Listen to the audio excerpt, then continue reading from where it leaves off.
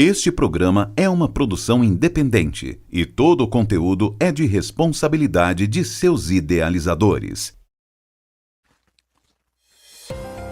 Boa noite! Está começando Notícias com Brasil Alto Tietê, edição desta segunda-feira, hoje dia 15 de junho. E a semana começa com casos de segurança pública. Vamos falar também de saúde, prestação de serviço, economia, mobilidade e ações importantes nos municípios da nossa região. E vamos aos destaques de hoje. Mulher morre após ser atacada pelo companheiro. Isso aconteceu na cidade de Arujá e o suspeito foi preso em flagrante. Mogi das Cruzes lança o aplicativo para proteger profissionais da rede municipal de saúde. Esses e outros destaques você acompanha a partir de agora no nosso Notícias com Brasil Alto Tietê.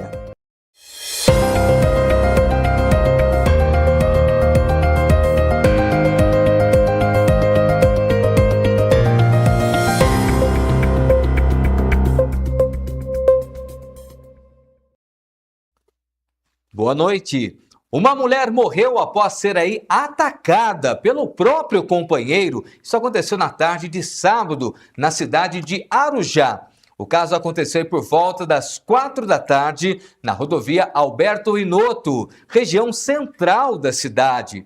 Segundo a polícia militar, o casal teria discutido por questões financeiras. E depois da discussão, o homem bateu o carro em um poste e em seguida atacou a vítima com golpes de faca. A mulher chegou a ser socorrida e levada ao Hospital Santa Marcelina, mas não resistiu aos ferimentos. O suspeito foi encontrado ainda no local e, de acordo com a polícia militar, confessou o crime durante a abordagem. A faca usada no ataque foi apreendida para a perícia. O caso foi registrado na delegacia de Arujá como feminicídio. O homem permaneceu preso à disposição da justiça. A Polícia Civil segue investigando as circunstâncias do crime. A Prefeitura de Mogi das Cruzes lançou o aplicativo Saúde Mais Segura, uma ferramenta criada para proteger os profissionais da rede municipal de saúde. O sistema foi apresentado na última sexta-feira durante um evento no auditório da Prefeitura. A ideia é permitir que servidores acionem ajuda rapidamente em situação de ameaça, agressão ou risco dentro das unidades de atendimento. O aplicativo foi instalado nos celulares corporativos das unidades de saúde.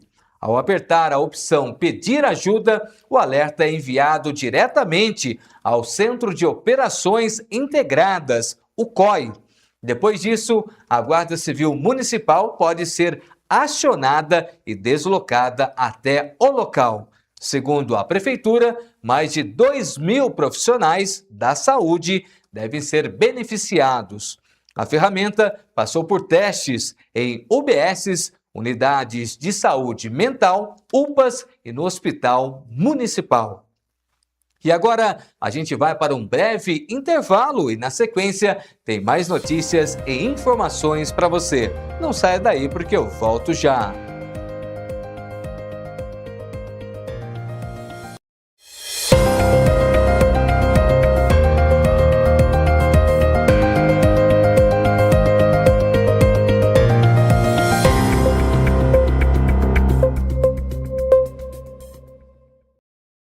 Proteger o seu negócio vai muito além de multas e interdições. É uma exigência por lei e um compromisso com a vida.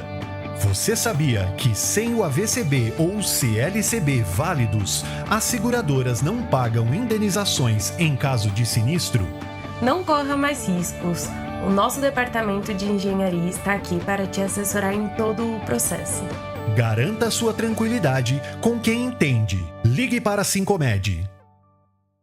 Sua marca precisa aparecer do jeito certo. Na CN Propaganda e Assessoria, cada projeto nasce com estratégia, criatividade e propósito. Do planejamento à entrega final, nossa equipe cuida de cada detalhe para fortalecer sua presença digital e valorizar a sua marca. Quer crescer nas redes sociais, atrair mais clientes e se posicionar com profissionalismo no mercado? Então vem para CN Propaganda e Assessoria. Fale com nossa equipe e descubra como podemos impulsionar o seu negócio.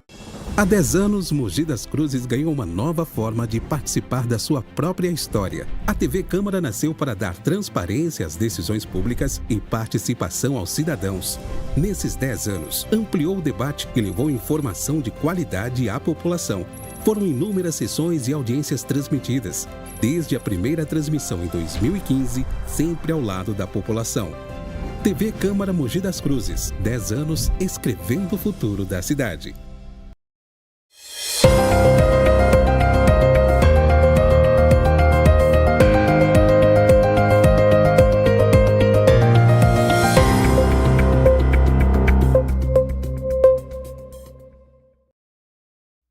Estamos de volta com o nosso Notícias com Brasil Alto Tietê.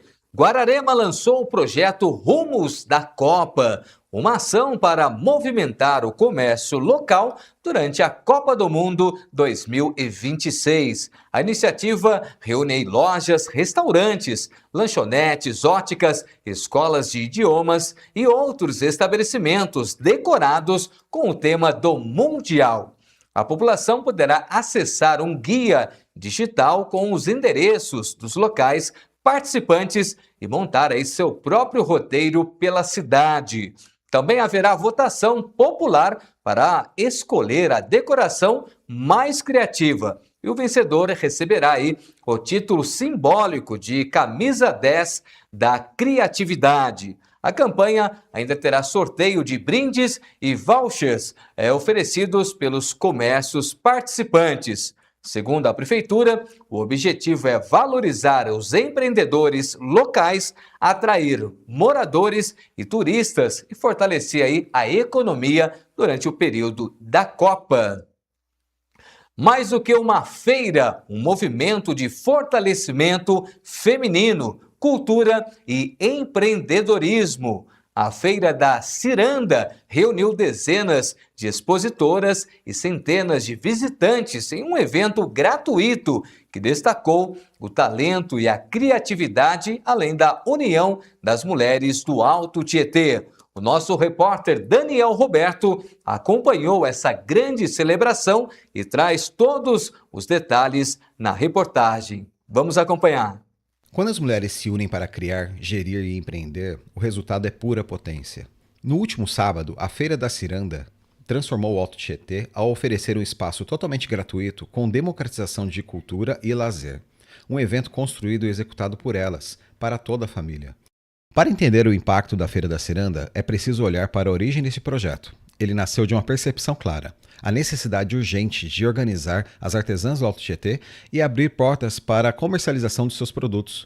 Quem explicou melhor essa trajetória e importância de criar essa rede de apoio econômico foram as organizadoras Ana Paula e Nathalie. Então, essa feira ela é um acúmulo histórico do próprio Coletivo Ciranda. Nós surgimos em 2022 e desde então a gente vem organizando feiras de mulheres, trabalhadoras, artesãs, agricultoras agroecológicas. Então, o que a gente está fazendo aqui hoje é a organização disso tudo, assim, a sistematização disso tudo, de 3 anos de caminhada. Então, a partir do que a gente já vinha fazendo, que eram feiras, rodas de conversas, oficinas, essa ideia deste projeto surgiu, somando a uma necessidade da região que a gente vem observando, porque assim, as mulheres que estão aqui, elas já têm a manualidade. Esse projeto não está visando ensinar a fazer o artesanato, mas sim possibilitar que essas artesãs que já têm as suas habilidades, elas consigam construir um produto que atenda uma necessidade, que tenha uma rotulagem, uma boa apresentação, que elas aprendam técnicas de venda. Então, o objetivo foi organizar essas ideias todas nossas, mas também trazer essa novidade, que é o aprendizado do marketing e da gestão. Eu acredito que dar esse espaço, né, criar esse espaço, ele só é dar voz e pertencimento ao que já é nosso. né? Porque a mulher já constrói a artesania, o manual, o cuidado da família. Ele já é historicamente feito por mulheres, né?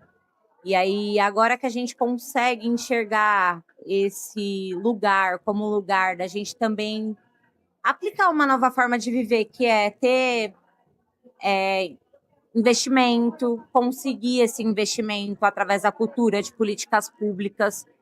Ele é um lugar que nos pertence, que deve ser nosso mesmo, porque a gente já faz isso, né? Há muito tempo sem ter esse reconhecimento. E hoje a gente tem esse acesso à comunicação, todo esse avanço da tecnologia traz para a gente, né, esse lugar da gente conseguir se encontrar, da gente conseguir se fortalecer, criar rede de apoio, criar esse espaço para monetizar mulheres, para empoderar mulheres, fazer mulheres crescer também no trabalho, para além do cuidado fora daqui, ter o cuidado dentro do trabalho também. O evento encontrou o palco perfeito no Cursinho Popular Maio de 68, um espaço que vai muito além da preparação de vestibulandos. A instituição já se consolidou como uma verdadeira referência cultural e comunitária na cidade, abraçando projetos que movimentam a sociedade. Para falar sobre essa sinergia e importância de abrir as portas para o evento, nós conversamos com o coordenador do cursinho, Renan Castro. Nos últimos anos a gente vem tentando, para além do cursinho, que já tem praticamente 10 anos de existência, que ajuda jovens da escola pública, periféricos, vulneráveis, a entrar no ensino superior, a gente vem tentando também se firmar como um espaço de cultura, resistência na cidade. E eu acho que a gente vem conseguindo ir por esse caminho. Então hoje a gente tem judô, que acontece aqui dentro, tem o Coletivo Ciranda, tem o Projeto Mistura, tem hip hop, tem teatro. Então aos poucos a gente vai se firmando, para além do cursinho, que já tem 10 anos, como um espaço aqui de referência na cidade, de luta cultural, de resistência, de trazer pautas importantes. O artesanato e a economia criativa sempre tiveram uma forte presença feminina ao longo das gerações. E a Feira da Ciranda veio justamente para consolidar esse espaço de voz e pertencimento para essas produtoras locais. O Ciranda das mulheres caiu assim como um presente na minha vida, no momento inesperado, que eu resolvi abraçar essa ideia e entrar no projeto. É muito importante porque me trouxe uma confiança, uma coragem e uma vontade de fazer melhor. Então, esse projeto, ele traz isso, ele desperta essa força na mulher, esse desejo de ir além, de realizar, né? De se colocar na sociedade como empreendedora, de mostrar o seu produto e o que a gente tem também, além do produto em si, o que a gente oferece, né, por trás de tudo isso, porque não é só o produto, né? Tem toda uma história que é contada, o porquê que a gente chegou nisso e o que isso agrega nas famílias, né? Para além dos resultados financeiros, a Feira da Ciranda gerou um impacto profundo na vida de cada participante através da cooperação. O apoio mútuo entre as artesãs funcionou como uma ferramenta de fortalecimento, ajudando na retomada da autoestima e na construção da autonomia de cada uma delas. Quem detalha essa transformação potente é a também organizadora do evento, Kelly Ramos. É uma volta para o pertencimento, né? Aquilo que já é nosso, aquilo que foi tirado. E uma dando a mão para a outra fica mais fácil, porque sozinha é muito mais difícil. Então, quando uma mulher se sente acolhida, ela recupera aquela força dela, aquela autoestima, aquele brio, que sozinha é muito mais difícil nesse mundo que nos engole, né? Então, trazer isso de volta, esse pertencimento é muito bom. E isso que você falou, de ter os aliados, faz toda a diferença, porque senão é chover no molhado, né? Nós precisamos de todos falando a mesma língua. Não é um ser maior que o outro, é realmente algo igualitário, que é o que faz necessário, né? E agora a gente vai para um breve intervalo e, na sequência, tem mais notícias e informações para você. Enquanto isso, você acompanha a previsão do tempo para nossa região.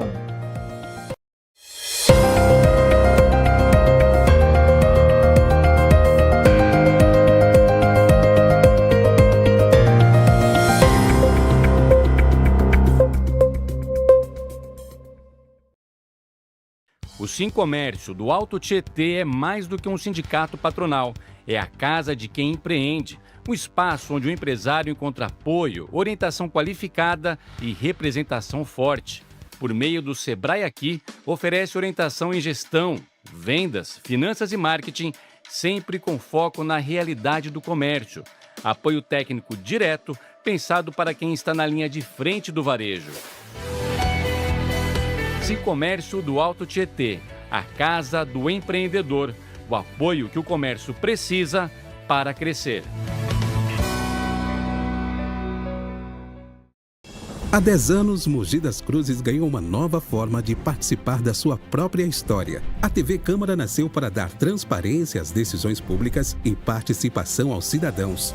Nesses 10 anos, ampliou o debate e levou informação de qualidade à população. Foram inúmeras sessões e audiências transmitidas, desde a primeira transmissão em 2015, sempre ao lado da população.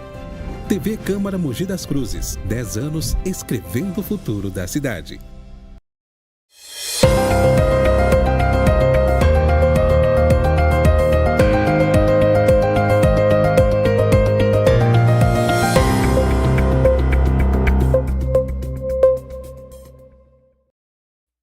O Notícias com Brasil Alto Tietê está de volta. E moradores de Ferraz de Vasconcelos que enfrentam problemas com o uso e abuso de álcool e outras drogas podem aí procurar atendimento gratuito no CAPS AD. A unidade funciona em sistema de porta aberta, ou seja, sem necessidade de agendamento ou encaminhamento médico.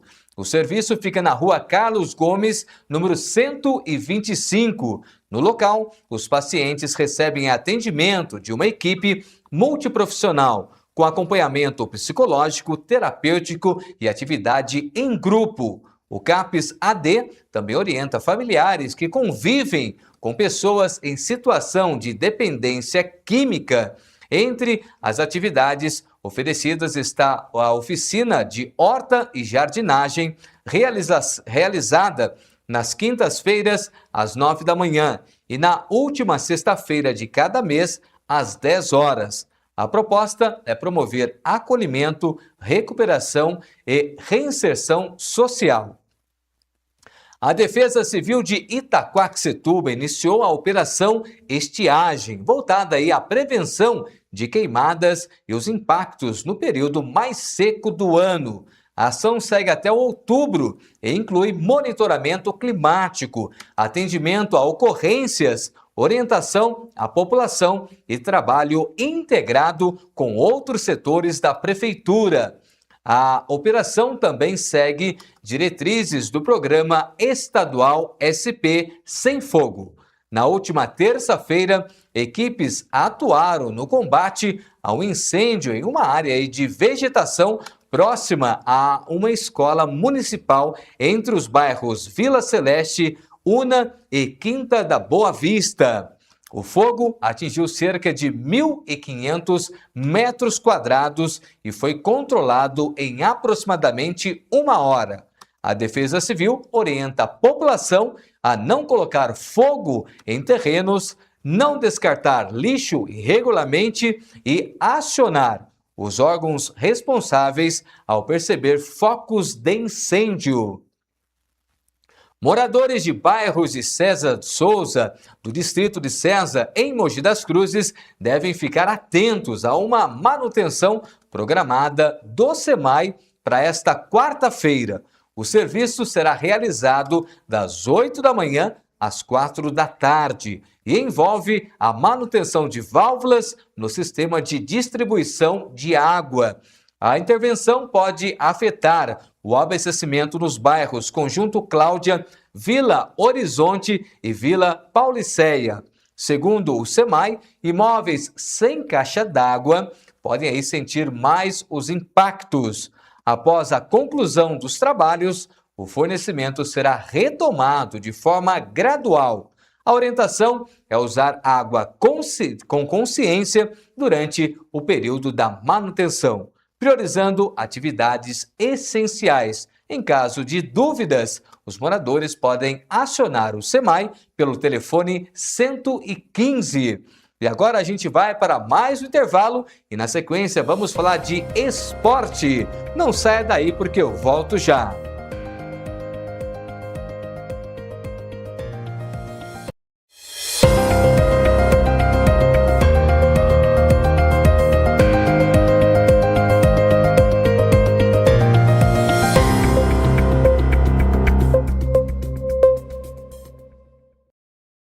como um sonho. Assim deu início à primeira Copa do Mundo em 1930. O então presidente da FIFA, Jules Rimet, sonhava em um dia organizar um campeonato onde pudesse reunir as maiores forças do futebol mundial em um só torneio. Porém, o sonho de Rimet não foi tão levado a sério assim pelos europeus. Tanto que para a primeira Copa do Mundo, das 13 seleções convidadas, apenas França, Iugoslávia, Romênia e Bélgica representaram o velho continente. A grande crise mundial pela qual passava o mundo devido à quebra da Bolsa de Nova York em 1929 contribuiu também com o esvaziamento do Mundial. A sede escolhida para a Copa foi o país da Celeste Olímpica, o Uruguai, bicampeão olímpico nos Jogos de 1924 em Paris e 1928 em Amsterdã, uma das grandes potências do futebol daquela época. O povo uruguaio abraçou o sonho de Jules Rimet, tanto que em apenas 8 meses foi construído o Estádio Centenário em Montevidéu, local onde cerca de 100 mil uruguaios, com o patriotismo à flor da pele, empurraram sua equipe na decisão da Copa contra a Argentina, reeditando a final olímpica de Amsterdã em 1928, com gritos que diziam vitória ou morte. O Uruguai acabou batendo a Argentina na decisão por 4-2, sagrando-se o primeiro campeão mundial de futebol. A participação da seleção brasileira em 1930 foi um verdadeiro fiasco. Um catado de jogadores com predomínio carioca, sem a menor organização, representaram o Brasil no Mundial, que acabou sendo eliminado na sua segunda partida.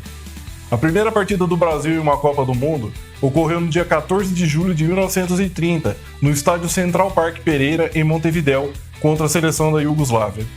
O Brasil acabou sendo derrotado por 2-1. Preguinho, jogador do Fluminense, foi o autor do primeiro gol brasileiro em Copas do Mundo. Daqui a pouco tem mais. Vamos falar da Copa do Mundo da Itália em 1934. Na Com Brasil Alto Tietê vai a Copa. Até lá!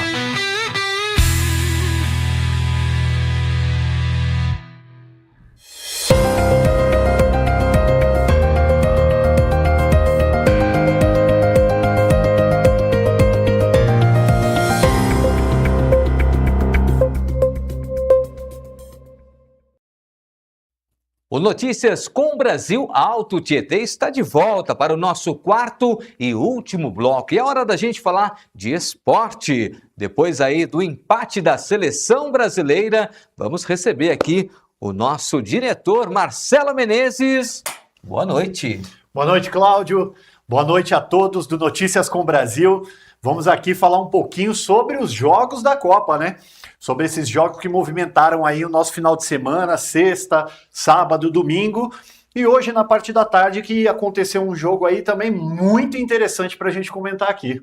Mas vamos começar aí falando da nossa seleção brasileira, né? Eu até na sexta-feira falei, olha, você estava aí meio otimista. Então a seleção, né, tem aquela pegada de quando entra ali, dá um branco na galera. Não sei o que aconteceu, como é que é a sua análise aí do primeiro jogo da seleção na Copa? Cláudio, você foi feliz no comentário do placar, não, do resultado, né, de um empate, e caracterizou muito a questão de uma falha tática, né, que inclusive o próprio Carlo Ancelotti comentou que tiveram algumas falhas táticas. O primeiro tempo, ele foi muito caracterizado por muito erro de passe.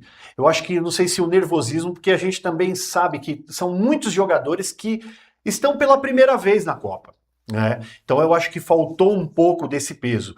E a seleção do Marrocos é uma seleção muito bem organizada, que inclusive envolveu o Brasil e conseguiu travar as jogadas principais do Brasil. A questão individual, que era o que a gente mais esperava, mas ainda não aconteceu como deveria acontecer. O Brasil tomou o primeiro gol, né? Tomou o primeiro gol, sentiu um pouco esse impacto, mas depois foi ali e empatou com o Vinícius Júnior.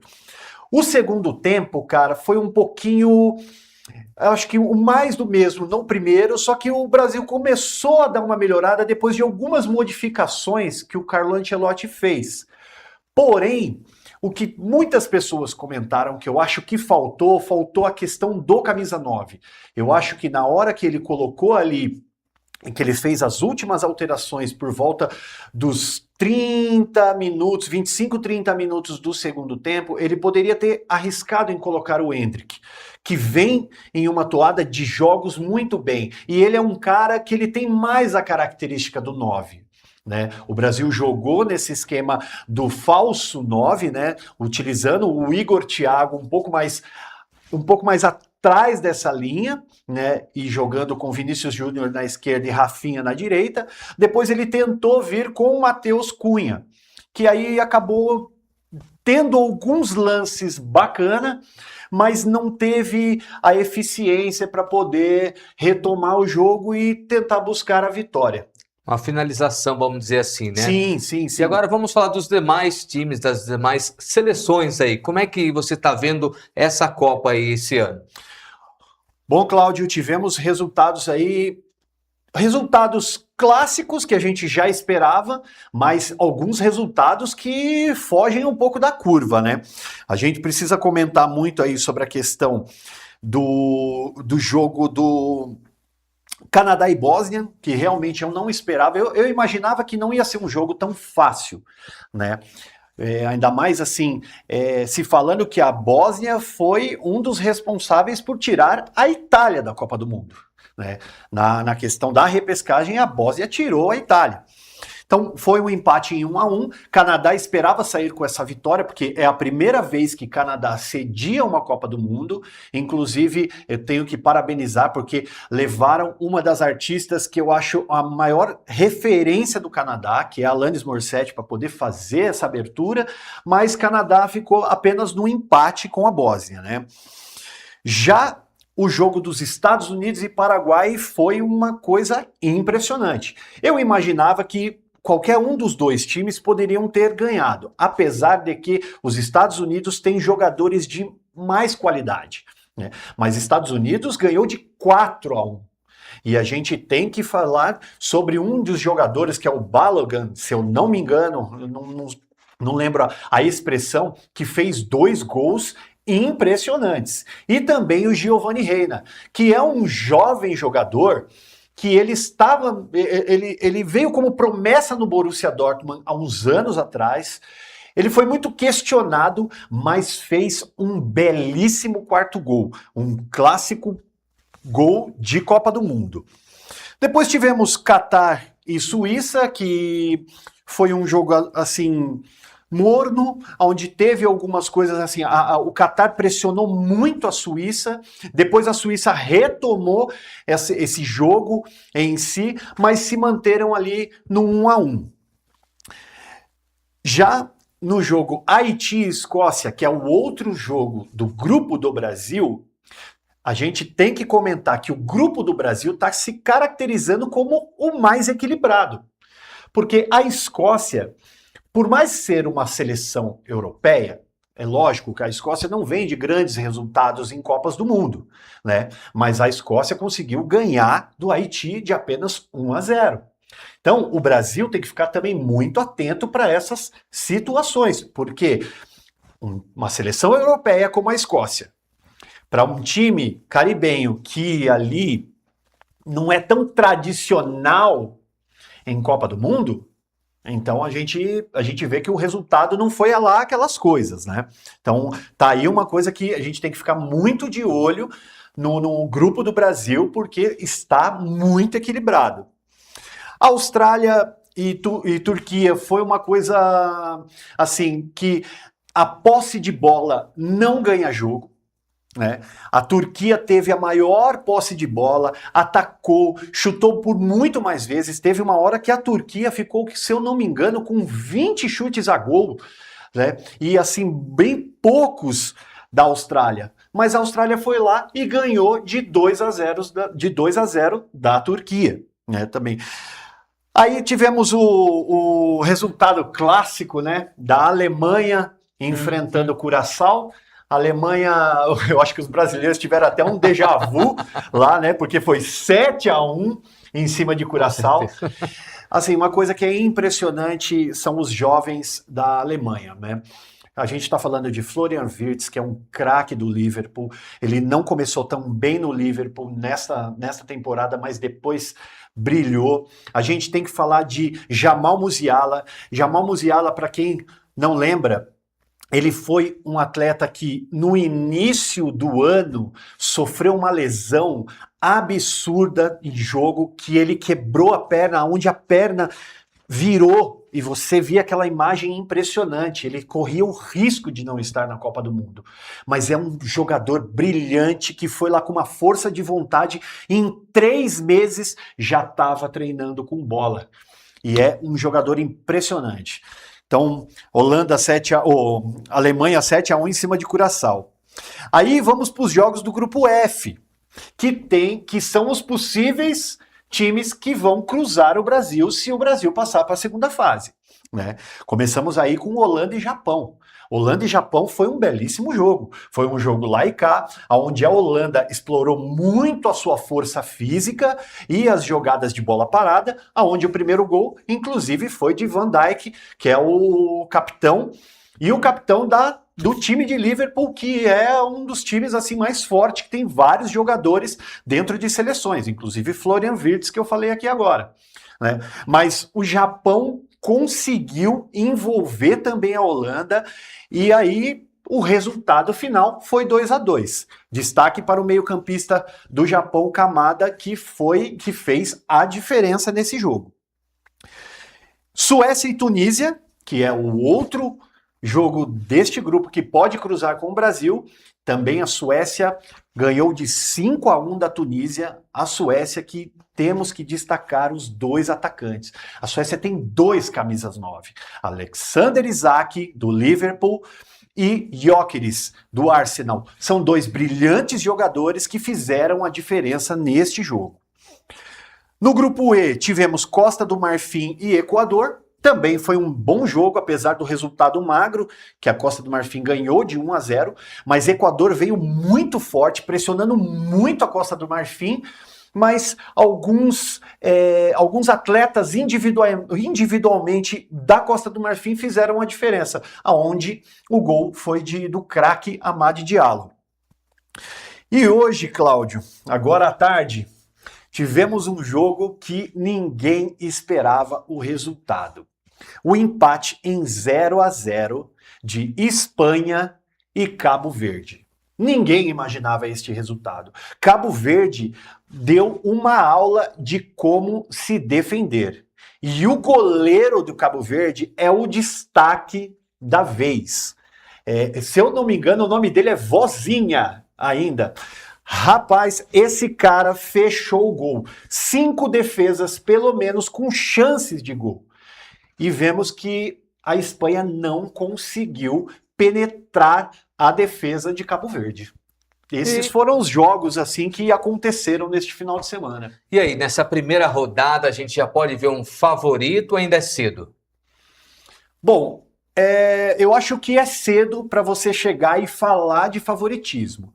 Mas temos que dar destaque a 2 seleções que manteram a sua tradição e também uma que não é tão tradicional em vencer Copas do Mundo, mas tem jogadores de extrema qualidade, que é a Suécia, que ganhou de 5-1. Mas a Alemanha manteve o seu favoritismo, ganhando de 7-1. Para sexta-feira, o próximo jogo da seleção, o que podemos esperar? Bom, Carlo Ancelotti já falou uma coisa que vai acontecer, é uma mudança tática e mudanças de jogadores ali. Eu creio que ele possa arriscar em vir com o Endrick. Nós temos que fazer um destaque que a substituição que ele fez entre o Casemiro e o Fabinho trouxe uma consistência um pouco maior ali na questão da saída de bola e na marcação. O Fabinho foi um dos jogadores que eu acho que saiu ali melhor dentro da seleção, isso entrando no jogo decorrendo, não começou. Mas o Brasil tem, assim, um favoritismo e precisa manter este favoritismo contra o Haiti. Porque senão, se tiver um outro empate, aí fica bastante complicado.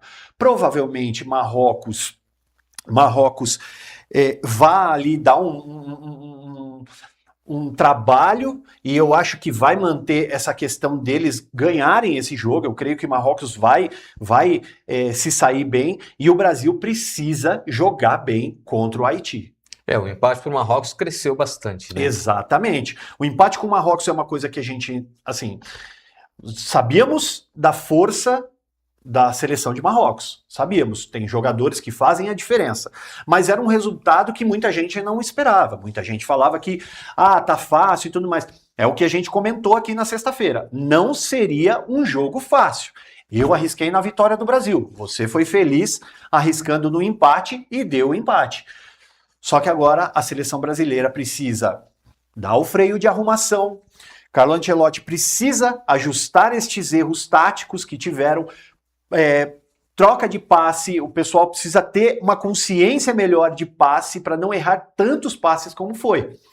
E tentar fazer a diferença frente ao Haiti. Vamos aí acompanhar essa semana como vai ser o treino aí da seleção, né? E na sexta-feira a gente volta aí a opinar, palpitar qual será o resultado. Com certeza, agora eu vou ficar um pouco mais esperto para poder fazer algum palpite com você, Cláudio.